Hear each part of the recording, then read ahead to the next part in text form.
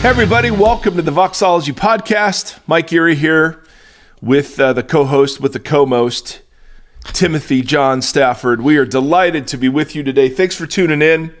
And we've got kind of a full hour for you. I don't know if it'll be a good hour, but it will be a full hour. I've got some thank yous, I've got some emails, and then I've got marriage to talk about today, ladies and gentlemen.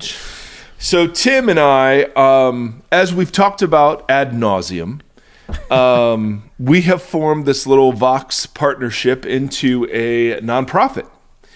And thank you. I want to just say thank you for the incredible and generous community that we have that not only likes and rates and subscribes and listens and emails, but there are a bunch of you that help financially support the podcast, and we want to keep it crowdfunded. And so we're just super grateful for people who come on either through Patreon or Tithely. And you can find out about either going to voxologypodcast.com. Unless people want us to start reading like toilet paper ads. All right, I'll do that in a second. Which could be great. Yeah, let's practice. All right. So I'm looking at mini vitamins. Like literally, I'm showing them to Tim. Mini vitamins. Yeah. So this episode of the Vox Podcast is sponsored by Centrum Adults 50 Plus Multi Gummies. Supports heart, brain, and bone health. Now, ladies and gentlemen, you might be wondering, why is it that I have to take a different vitamin when I'm 50 plus as opposed to under 50 plus? Good question. And the answer, of course, is marketing. These are probably more expensive, and I'm sure, at least for men, because this is, oh no, these are just adults, but there's something to do with your prostate. So guys, if you're over 50, get that checked out. See, I think we'd be great at that. Yeah. But until that day, I want to say thank you to Dan, and I want to say thank you to Amy, who increased her support on Patreon. I want to say thank you to Sydney and David and Laura, all for coming on and being so generous. Thank you so very much for doing that. That means more than we could possibly say. It beats reading ad copy. So a couple of episodes ago, before we had a wonderful conversation with the brilliant Caitlin Chess, we got into a topic around the idea of biblical manhood. And who better to discuss biblical manhood than two alpha types, That's right. Timothy John Stafford and Michael Erre. And not surprisingly, that conversation generated a bunch of other conversation. And so we've got some questions/comments that I want to get to before we go into part 2 of this topic. Part 2. Yep. And the reason I think these are so good is because these fill in gaps or ask for clarification of things that we talked about. So this is from a pastor who says, "Thanks for the good conversation of masculinity. My initial reaction as I listened was to think about moments where Jesus himself clearly confronts, even rebukes, a type of militant, aggressive alpha male masculinity. I know some of this is an informed, quote, reading between the lines of Scripture, but we should consider James and John, the sons of Zebedee, right? And if you know the Gospels, these guys were pretty gung-ho. He says there are a lot of gaps in the gospel narratives around these two, but we do know they are given the nickname Sons of Thunder by Jesus, and most scholars acknowledge this is probably due to their intense, and he writes in parentheses, perhaps even aggressive and abrasive emotions at times. I love this. In Luke 9, they quickly desire to call fire down from heaven on the Samaritans in a fury of aggressive anger and self-righteousness, and Jesus rebukes them and provides a lesson on tolerance. Quote, or he says in parentheses, not a very manly thing is defined by many in our day. And in Mark 10, they're interested in grabbing power as they imagine Jesus entering in Jerusalem to defeat the Romans and establish a new rule over the land. They are rebuked yet again. It seems to me that this is an instructive narrative in the Gospels related to our conversations about masculinity. Any form of manhood that is self-righteous, militant, aggressive, eager to subdue others, and interested in getting power is flat out rebuked by Jesus. Yeah, you even have Peter. Yeah, cutting off an ear. In examples of this. Yes, the ear, but even when Jesus announces the crucifixion. Yeah. Sort of that conversation. And he not says, on my watch. And not if my ear has anything to do with it. And we see Jesus continue to walk with these alpha males and invite them into a better way. He confronts toxic masculinity and yet doesn't give up on alpha male bros either, holding grace and truth together so perfectly as always. What a great point. So yes, Jesus does seem to paint a picture over against some of the tropes that are, prevalent in our day about being very aggressive, very assertive, and seeking power over. So I thought that was a great, great email. This is from another fellow. He says, "Dear Nate," and then he puts in parentheses, "Wright State, wrong school." So my son goes to Wright State University, named after the Wright brothers. And the knock on Wright State is that it's the right state, Ohio, but the wrong school, Ohio State. So anyway, in order of importance, this individual says, "Dear Nate, Seth, Tim, and Mike." So we might quibble with putting Seth second, but okay, that's fair. I think Tim in third place is really the way to go, with Mike in fourth. I just finished the episode on biblical masculinity, and I agree with you on many points from this episode. As a 24-year-old man, there are many things I hear regarding masculinity. To me, the re-emerging of all of this talk on biblical masculinity relates to the problems people see regarding men my age. Some of the recent quotes I've heard, and then he gives 5 really interesting sort of facts on the ground. One, from the minister of men at my conservative, almost reformed church, quote, "You young men need to stop waiting to get your life together and just marry a woman already." Yep. 2, from some women in our young adults group, "The guys don't ask any of the girls out." 3, from a popular young adults pastor, quote, "One of the biggest problems of Gen Z is male passivity." There you go. 4, from many people, a disdain for 20-something men who live at home and don't have a job. And he says, granted, I know absolutely no men who fit this description, but there is a cultural sort of stereotype there. Yeah. And then fifthly, he says, from my own observations, more women take Jesus seriously than men, at least at my age. Now, so super interesting. Then he says, my goal is only to point out that something is going on with young adult men, or at least everyone else sees a problem with young adult men. As a pastor and a professor, what do you guys see going on with men in my generation? So you're the professor, evidently. What do you see going on with men in my generation? Are these complaints valid? Were there similar concerns when you were in your 20s? What does discipleship of men look like? And should that necessarily be different than how women are discipled? What a great, fantastic set of questions. Yeah. So my goodness, thank you for writing in. And I have heard all of those stereotypes too. Yeah, they were saying that stuff when I was in my 20s.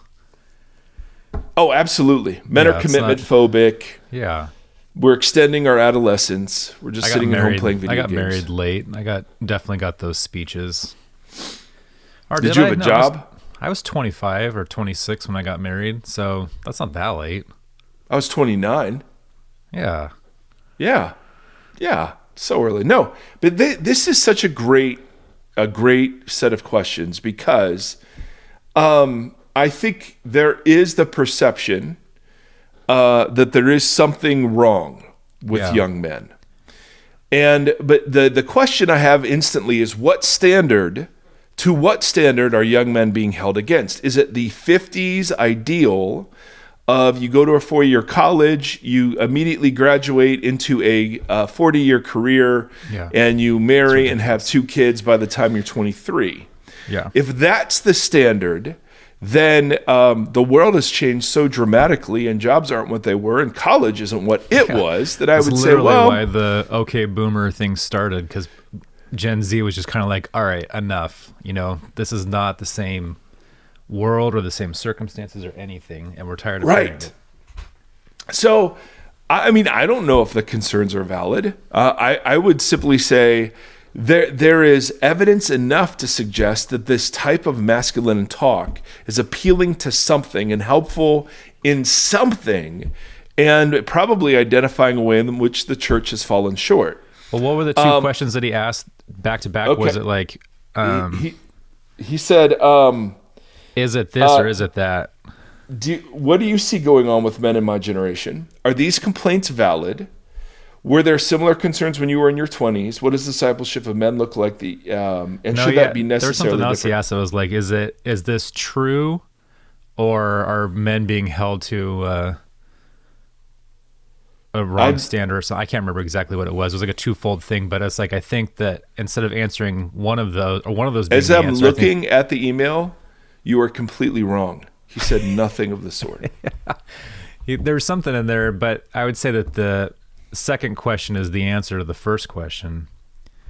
Like whatever Which those is? false standards are of, like, that list, like, hey, young men are this or young men are that, and these expectations that are built out by older generations that are complaining about the younger generations are what are causing younger men to have an identity crisis. So I don't think is it young men are having an identity crisis, or are these things true? I think those standards are what are causing people to have a crisis. Right. So yes, one point we want to make, and we're wrong about a lot of things, but maybe not this thing, is what standard is being held up as the ideal. Yeah. Because once you baptize one standard, and then, well, what's wrong with guys today that they don't X, Y, and Z?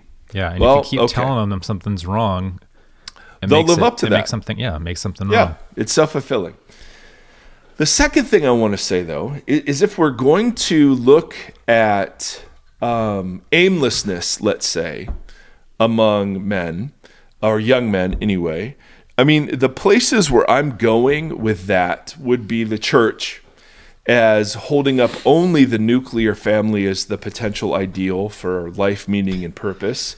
Also, the church really buying into an artificial and superficial portrayal of biblical, quote, masculinity that no one really lives up to in terms of being the head of the house and the primary provider and the spiritual authority over your wife and children. And I just think all of that's a bunch of nonsense. And so I think that, I think Gen Z types, because they have such a nuanced BS radar, just sort of see through the wild at heart sort of prescriptive, every man's got to fit into this sort of value system kind of thing. I would say, like, it's going to get worse.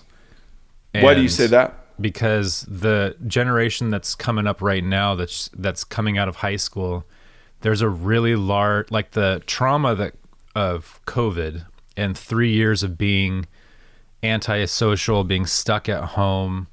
Yeah. We're seeing that now with the freshmen coming into college. Like, this had a profound effect, and the levels of lethargy or just kind of apathy are pretty high.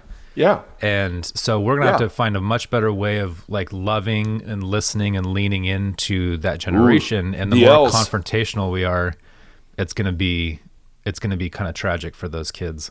So people need to take a breath and learn how to listen and kind of pay attention to those kids, because it's rough out there. I will say this, my experience of young men, as speaking as one, of course, but then also your vitamins already spoke my to experience of them is that many in my orbit are looking for spiritual parenting. And I don't mean this in some fundy way, I mean this in wisdom, modeling real life. I think that as the nuclear family unit has blown up in some ways, I think there is a lot of practical wisdom that just doesn't get dispensed about time and money and stuff. I think that in church, we have either given a vision of masculinity that's super passive and nice, or super alpha and aggressive, And it's just both are so dumb and don't do justice to the reality of what it is to be human. We just haven't given a great vision of what it is to be human. We've made Jesus following about rules and doctrine and all those sorts of things that we bemoan all the time. And so I don't know, man. I would say as a 24-year-old man, and I hear the complaints, and I'm sure there are some men that should settle down, and I'm sure there are some men that should get a job, and I'm sure there are some men that should be more active instead of passive. Okay. I'm sure there's some women too. Yeah. I mean, what's the point where does that conversation go other than something's happening, and there's a reason why Jordan Peterson or Driscoll or these alpha types are gaining some sort of following. And I think that's where the church needs to query, okay, where are we falling short in the vision that we have for humanity? Yes. So that we're not baptizing individual expressions of masculinity, femininity, but we're talking about what it is to be fully human. Yeah. And the church becomes a place where we are all reparented together in the best possible ways from whatever it is that we're carrying from childhood or further on. And shame never worked for anybody as a motivator. When are you gonna get a job? Just this week alone, since we last recorded with Caitlin, you had so Sutton Turner, who was on the leadership board at Mars Hill, explained Driscoll physically assaulting other pastors and how he led with fear and masculinity and force. And now he's he was even timid. I watched a video clip of him talking about it, and he was you could tell he was still kind of shaken by it all these years removed. And there was that was a big masculine leader. You had the thing that happened with Nancy Pelosi's husband that has now been kind of a lot of Christian men are kind of making fun of it. And you had the former SBC chairman guy posting a Halloween pic of a pair of underwear and a hammer, and all these people, I don't know, they're just making jokes out of it, out of the masculinity, out of being beat by a hammer and all that, baptizing the violence. You have that Hulu doc that everyone's going nuts about that premiered last night about Jerry Falwell Jr. Yeah. And kind of what the nuclear family and advocating for the marriage bed and that kind of stuff while they were doing what they were doing. And all this dehumanizing rhetoric from conservatives over all those topics, where they kind of demonize people that are living different ways that they are, and they advocate violence for it. And it's seen, a lot of that is baptized as masculine responses to things like stand up, take charge. The guy that you mentioned 2 weeks ago that's writing the case for Christian nationalism or whatever.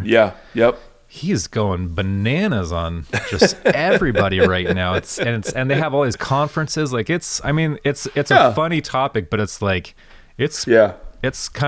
spreading like wildfire right now, the violent rhetoric. Yeah.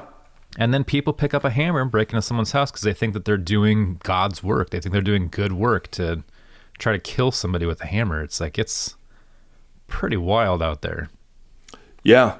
Yep. And the wildness, the wildness has always existed. But it's being baptized now as a culturally appropriate expression of biblical masculinity. That's the insanity. It's crazy. Yeah. Now, his question about discipling men and women differently, well, yes and no. Jesus had large groups of male and female disciples, and he was discipling all of them the same. So I'm not huge into what I used to do, which was, the men have the purity talk and the women have the purity talk, and you kind of. But I do think it. But the man was about controlling yourself, and the woman one is about don't tempt him. Well, yeah, that was kind of it. How far can I go, and is masturbation okay? Were the two big questions. Okay. So anyway, great set of questions, and follow up. I'd love to talk more about this because I've learned so much. And raising Big Nate, who's almost 20, has been so interesting from how I was raised. Totally. And what are the trade-offs? Also, if I could say one last little thing on that before you segue, one of the things that we learn in the classroom is that whether it's discipling or it's teaching, so many people from one male to the next male to the next male have different learning styles. And to effectively reach and speak to those people, you have to really take that into account. And I'd imagine discipling would be exactly the same way. Like just saying there's one way to do either gender or that there's just one way to disciple and period, leaves a lot of people out in the cold. Yep. Also, we have, and not surprisingly, we heard from a lot of guys, but we've also heard from a lot of our sisters. And so here's a sampling of some emails. Thanks for this week's episode. I'm a woman and I've been really struggling with these concepts of biblical manliness that I've seen propagated all around me in so many different Christian circles. I felt and had seen from observations how harmful these ideas were both to men and women, but struggled to articulate them. And that's the point. They really are destructive to both. If I tried to have discussions around these topics and why they might be harmful, I'd often be told that I was just under the sinful influences of our times, stemming from radical feminism. I felt like they were wrong. The people saying this to her were wrong. But at the same time, those constant comments planted seeds of doubt in my mind, and I wondered if these notions of biblical manhood were truly what the gospel was proclaiming. They are not. You do not have to worry about that any longer. And that I'd just fallen in with the ideas of the world. Nope, they have. That's the point. I want to truly follow the Bible. I have been silently struggling with this for a while. Just want to say I appreciate the podcast. I found so much peace, healing, clarity, and a path forward through it. And she says, I would love to talk further, more. I would love to talk further about this episode. So, great news. We are going to. Boom. But yes, I mean, the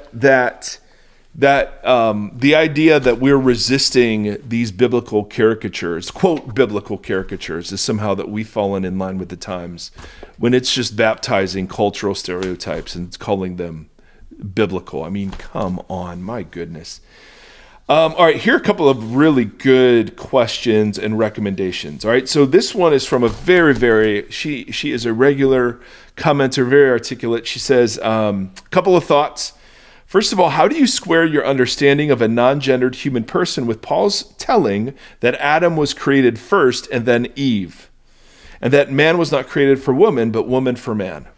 And the way I square that is that Adam was the one that responded to the creation of Eve. Eve did not respond to the creation of Adam. So in the story in Genesis 2, it seems like the male was gendered first, and then the woman was gendered out of the male. And so Adam, in the story, is responding to the appearance of Eve. So in that sense, he was created first and responds to her. And then after Genesis 3, actually names her. And so Paul does some things with that in 1 Timothy that we'll get to in a couple of episodes. But my take on that is that Paul was right in saying that Adam, the gendered male, was created first before the gendered female. Absolutely. And the text makes it clear that the gendered female was taken out of the gendered male. Yeah. So understood completely why that would be confusing. Thank you for clarifying it. And then she said, number 2, your understanding of the desire for the woman for her husband. I interpret that in Genesis 3, in the great lament where God, curses the serpent and he curses the ground. He says to the woman, your pains in childbirth will be greatly increased. And that your desire will be for your husband, and he will rule over you. And there are 5 different interpretations of what those 2 words mean. What does desire mean, and what does rule mean? Are they positive words? Are they negative words? And her point here is, I presented it both as negative. Her desire is a desire for mastery or control, and his desire to rule is to desire to exercise authority over. She says, your understanding of women trying to control men is used against women in complementarian circles all the time. Women want to take charge, we are told. Women aren't content to stay in their created place. The ESV, one of the very reformed kind of translation of the Bible, has enshrined as its, quote, your desire shall be contrary to your husband, out of Genesis 3, in their attempts to cast male-female relationships in a certain light.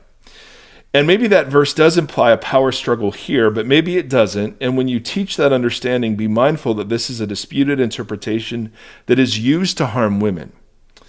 I encourage you to check out a link I've included. Now, she links somebody named Marge, and I don't know how to pronounce her last name, but she has put together a collection of blogs and research articles and scholarship on the most disputed passages around the issue of women in leadership and ministry.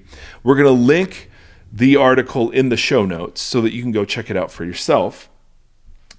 Personally, she says, I have long understood this part of the curse to not describe a power struggle per se, but rather a woman's general, statistically broad, and not universal inclination toward a monogamous relationship and children and a family, and a male disposition, quote, or parentheses, statistically broad, not universal, to rule over in ways that harm the woman that he is supposed to love and also disrupt the community that he so desperately needs. So she's saying, listen, you presented this as the only interpretation. There are others, absolutely. So we'll link the article. The reason I hold that interpretation is because that combination of desire and rule is used a chapter later to mean power struggle.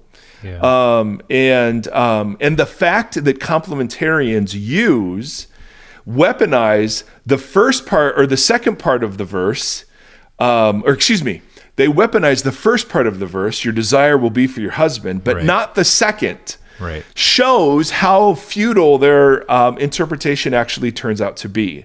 They're actually, in the way they're using that, they're actually reinforcing the fact that this was one of the laments about the reality of male and female relationships. Right? They're ruling over the women by holding their desire to control over them, is in other words. And so the fact that, yes, that interpretation has been used to harm women just proves the point, I think, of the whole verse. So yes, there are really smart people that disagree and really smart people that know the languages better than I do who disagree. Hallelujah. And I will do a better job presenting that sort of controversial stuff with better nuance in terms of, hey, there are other ways of understanding this. Yeah. But I still think it's the best translation, and I think that the abuse of it in complementarian circles actually proves the point. Yeah.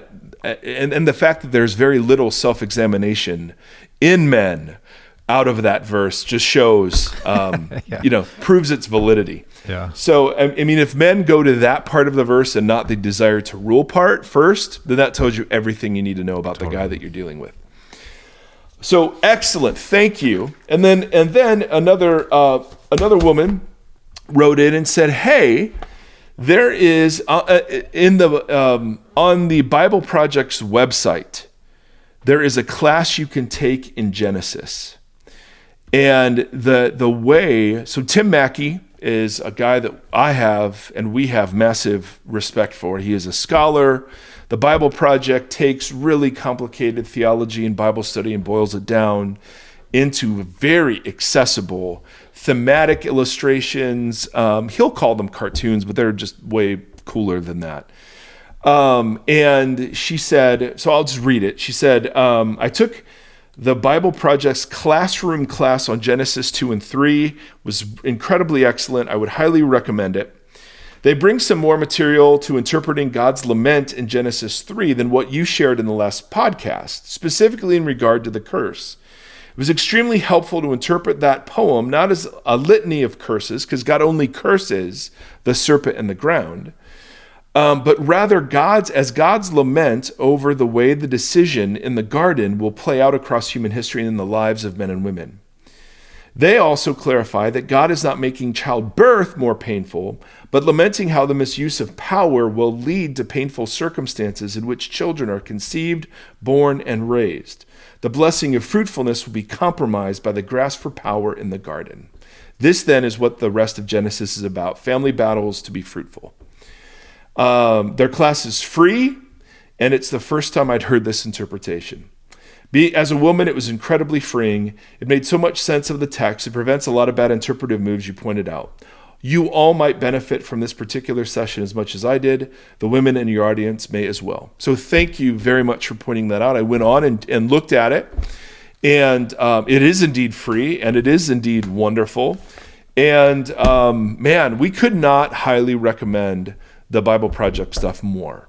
Yeah. So if Tim Mackey and Mike Erie ever disagree, know a couple of things. First, if we duked it out in the boxing ring, if I could catch Tim, I would win. But secondly, intellectually, he is by far the heavyweight. So great stuff, you all. Thank you. Man, such good stuff. All right, Tim.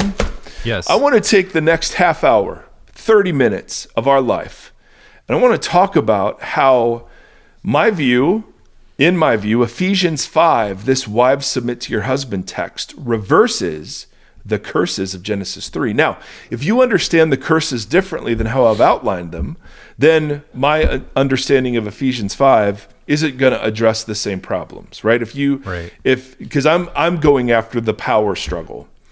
So it's totally cool if you come at Ephesians 5 and you have a different view of it in relation to Genesis 3 than I do. Awesome.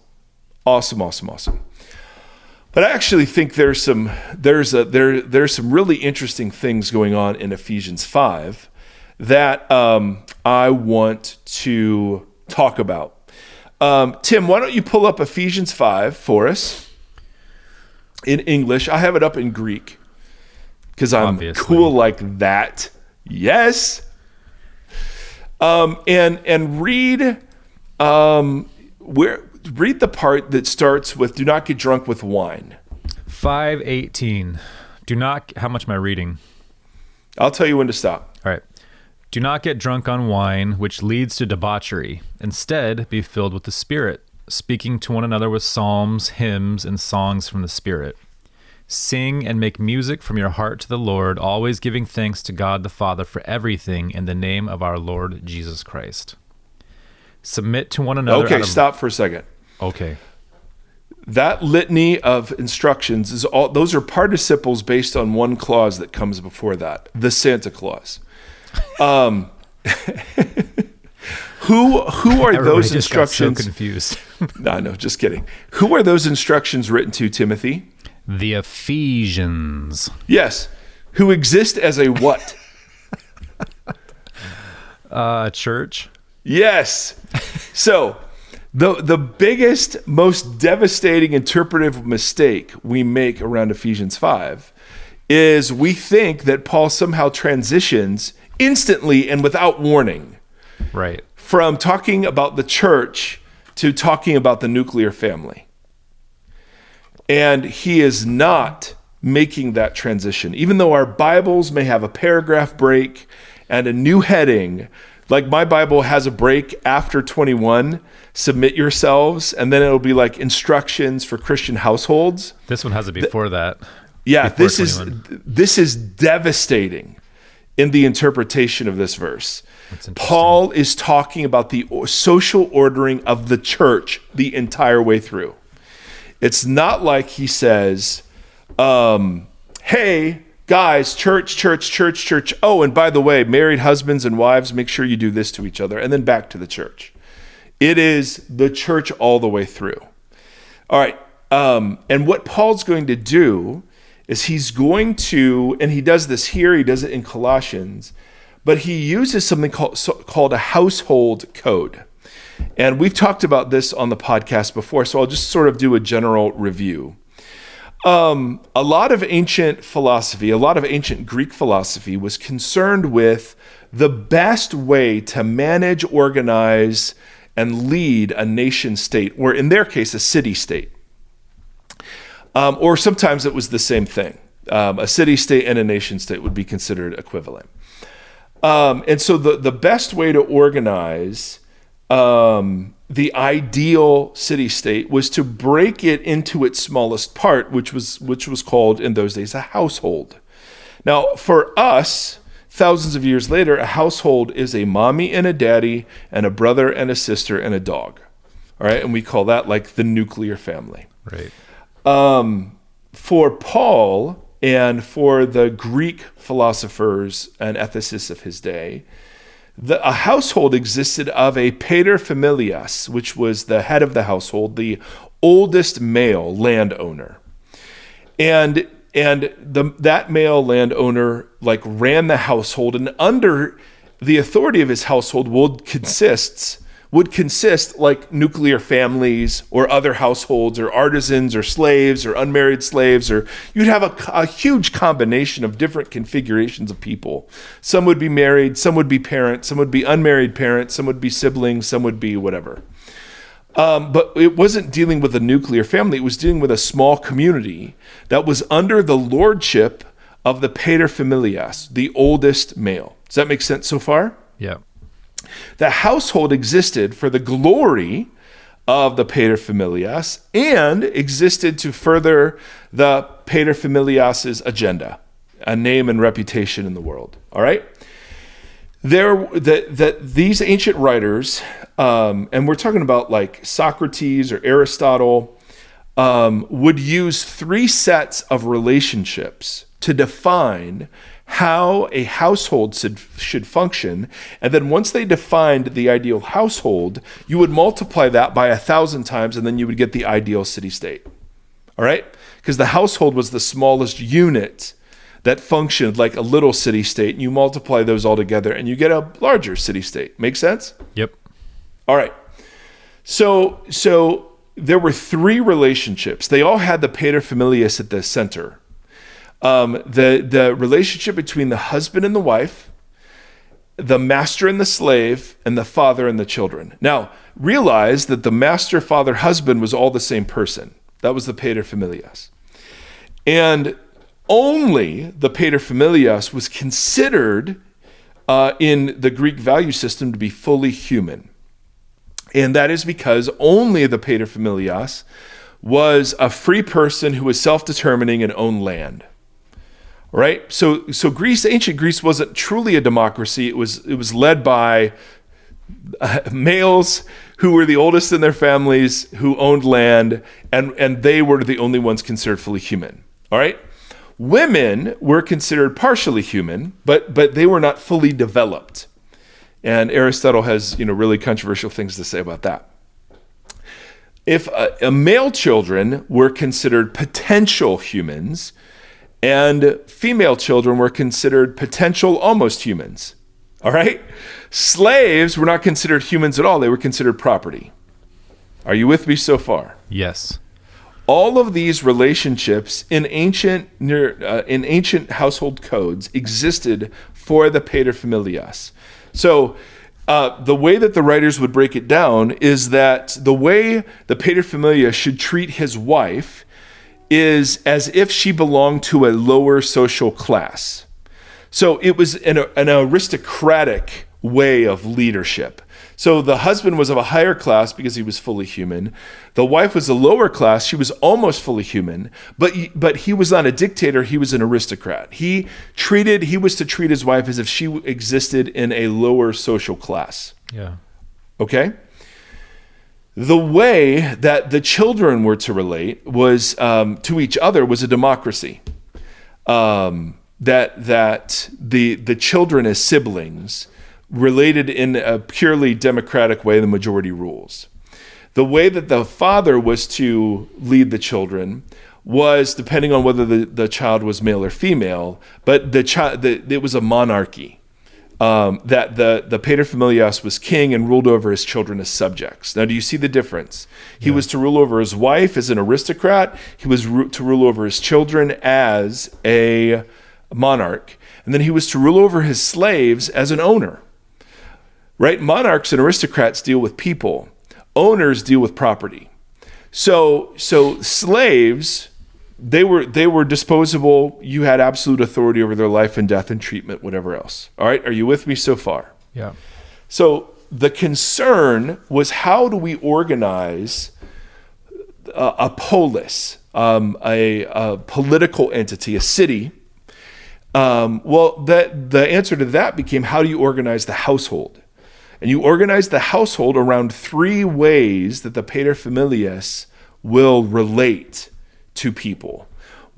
He will relate to his wife as someone of a lower social class, his children as subjects, and his slaves as property.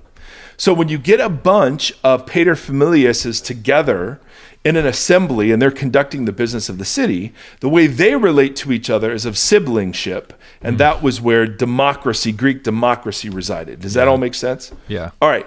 Now, start reading Paul's instructions with that in view. So Paul is dealing with, how do you structure the church?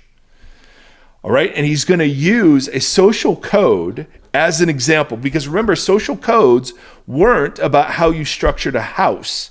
It was about how you organized society. So Paul is now using that same literary form to talk about how you organize church.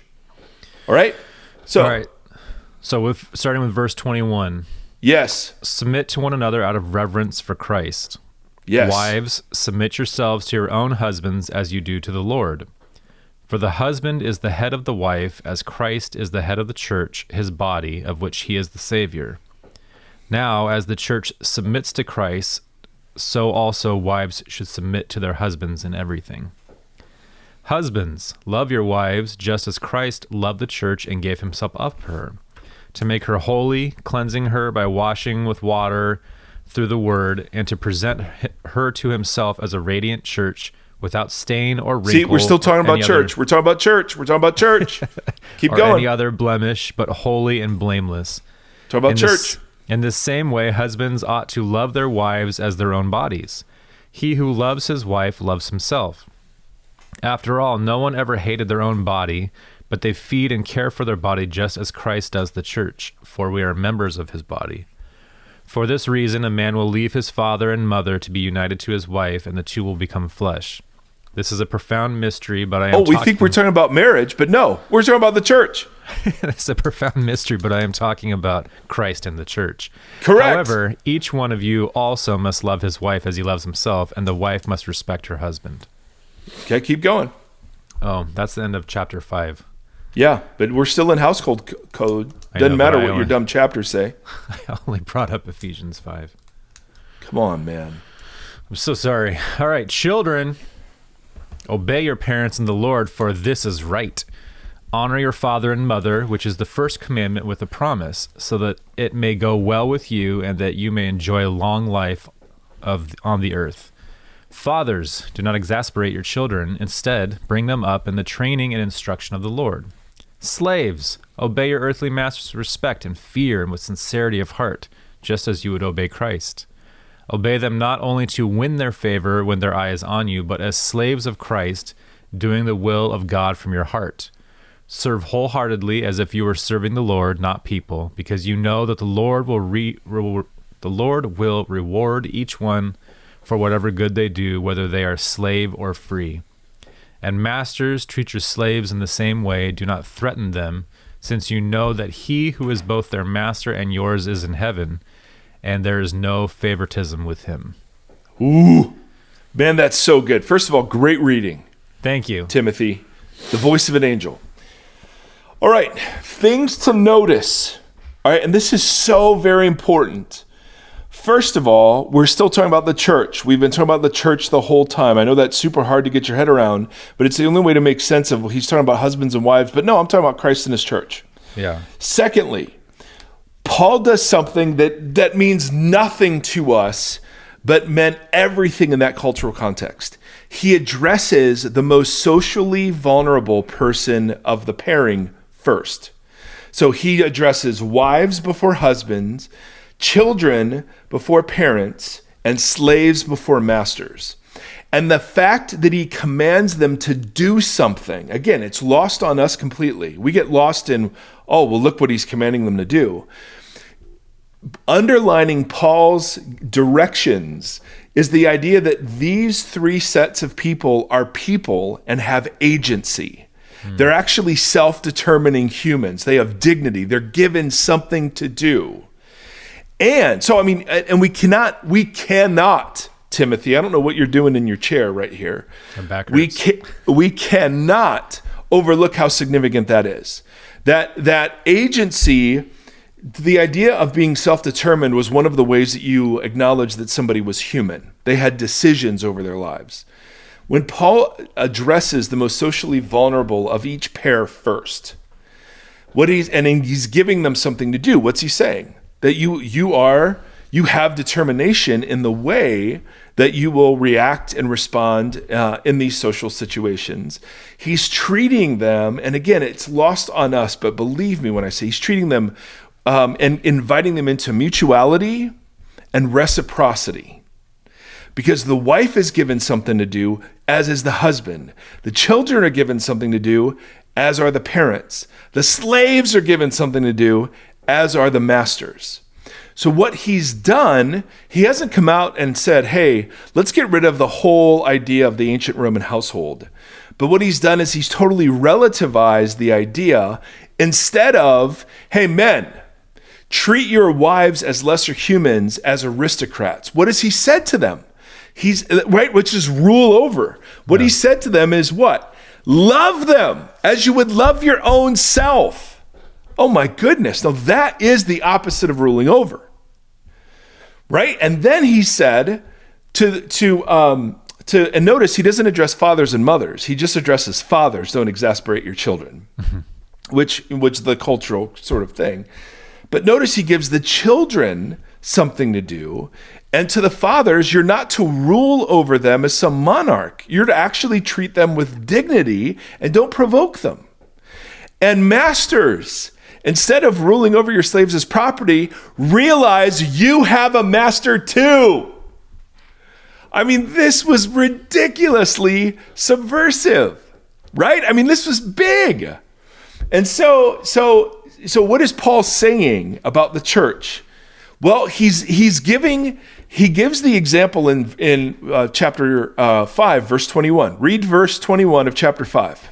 Verse 21, submit to one another out of reverence for Christ. And then he's going to give 3 examples of submitting to one another using the household code that said, husbands, treat your wives as aristocrats.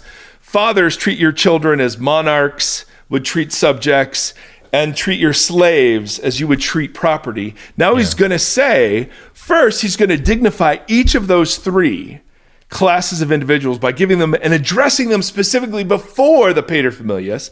But then secondly, he's going to invite the paterfamilias to treat them as human and to abandon monarchy, aristocracy, and property ownership in the way that he relates to the people in his household and thereby the way he treats the people in his church.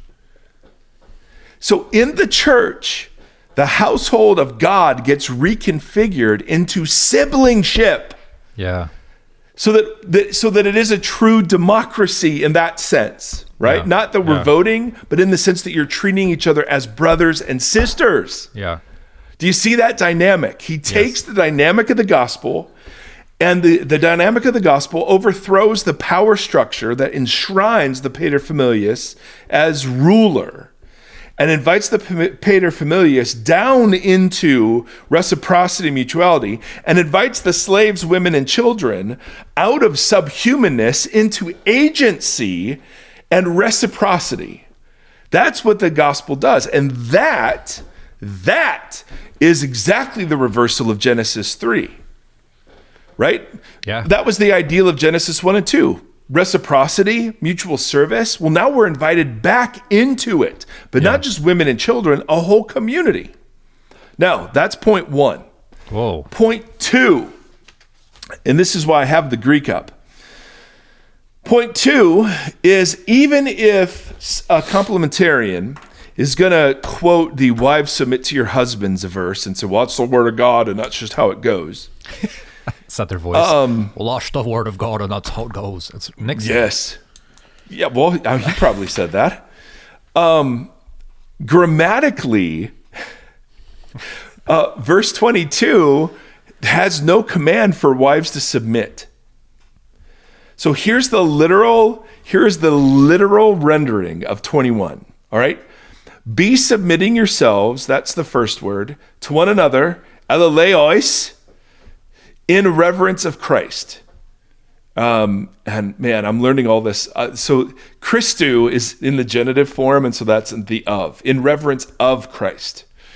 And then same chapter, verse 22, it says, wives, to your own husbands as to the Lord. Now there's no verb there, right? So grammatically, even though we have a paragraph break and a new verse number and a new heading, the sentence hasn't stopped.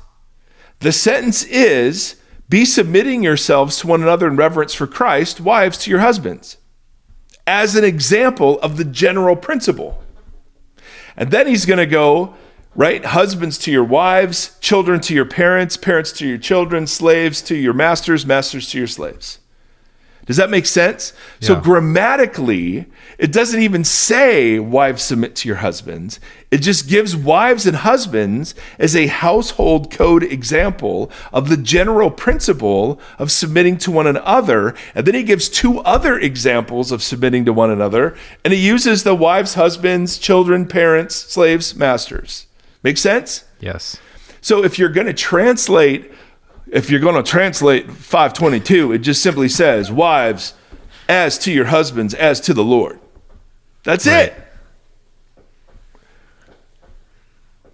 And you're sitting there going, okay, so we have invented a whole nuclear family dynamic. Yeah.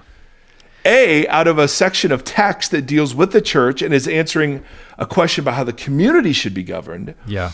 B, on grammatical dependence of verse 22 onto verse 21, right? So you cannot have wives submit to your husbands as to the Lord, although it's only implied there if you borrow the verb from verse 21, which is giving a general principle that governs the whole community. Yeah. And then third point, Paul isn't talking about nuclear families in America. Nor is he talking about spiritual leadership. Nor is he talking about who leads the devotions or who takes the trash out. Right. Any imposition of those ideas onto the text is reading the culture into the text and is not at all in the text itself. Yeah. So to me, Ephesians 5 is Paul's, and notice the instructions to the men, to the husbands, are like 2/3 as long as to the wives. Yeah, totally. But again, he's not talking to husbands and wives. He's reframing the husband away from aristocracy and into mutuality and love. So that's all I have to say about that. It's pretty wild. That same dude that has the Christian nationalist book or whatever, I'm trying not to say his name to publicize him, but he and a few others advocated for like an overturning of the 19th Amendment so that women wouldn't see voting as an idol. And it's under the pretense of some of this kind of ideas and language, right? Like, but here's the thing.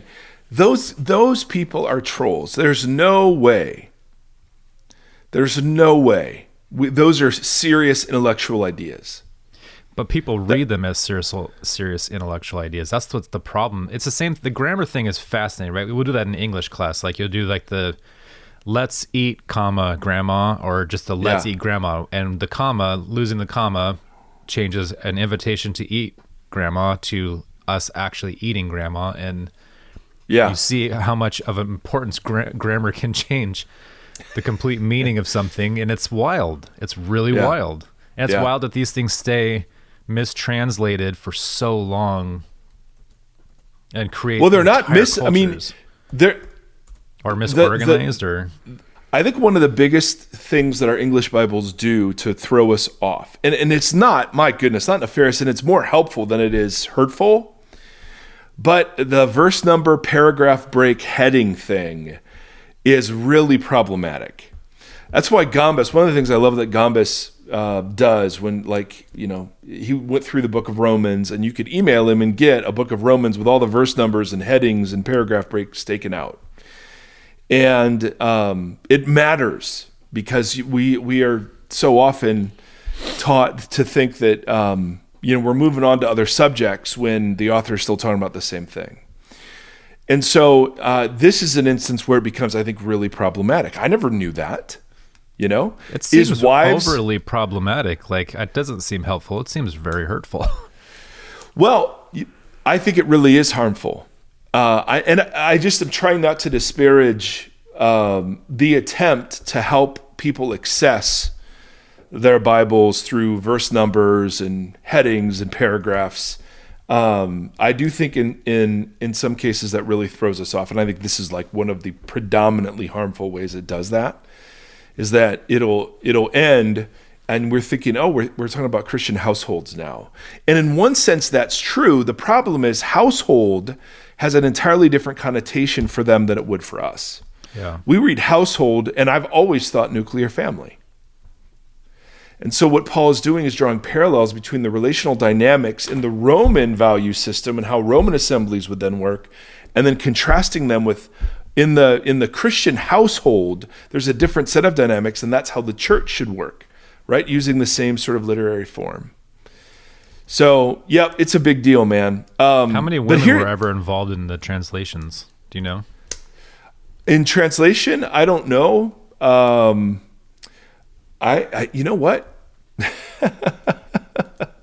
I would hazard a guess, not many. Yeah, it would be interesting to maybe take another pass. Yeah. The all female translation committee would be. That'll go over really well.